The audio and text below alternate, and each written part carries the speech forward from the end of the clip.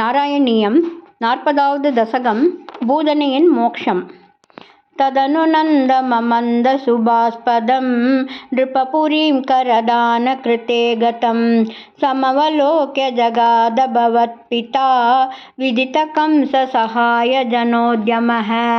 अयि सखे तव बालकजन्म मां सुखयतेऽद्य निजात्मजजन्मवत् इति भवत्पितृताम्रजनायके समधिरोप्य सशंस तमादरात्।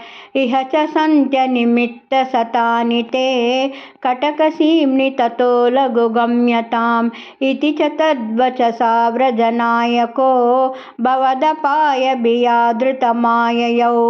अवसरे खलु तत्र च काचन व्रजपते मधुराकृतिरङ्गना तरलषट्पदलालितकुन्तला कपटपोतकते निकटं गता। सपदि साहृतबालकचेतना निशिचरान्वयजा किल पूतना व्रजवधूष्विहकेयमिति क्षणं विमृशतीषु भवन्तमुपाददे ललितभावविलासहृतात्मभिर्युवतिभिः प्रतिरोद्धुमपारिता।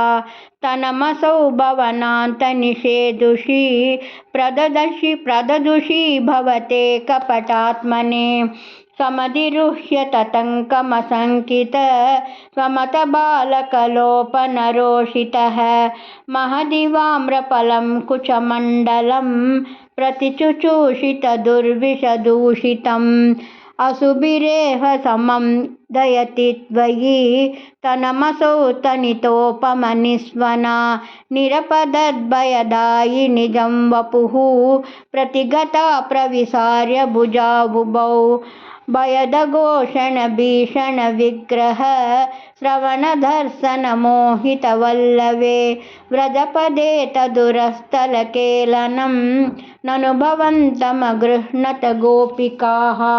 भुवनमङ्गलनामभिरेव ते युवतिभिर्बहुता कृतरक्षणः त्वमयि वातनिकेतननाथ माम् अगदयन् कुरु तावकसेवकम्। गुरुवायूरप्पा चरणं सर्वत्र गोविन्दनामसङ्कीर्तनं गोविन्द गोविन्द।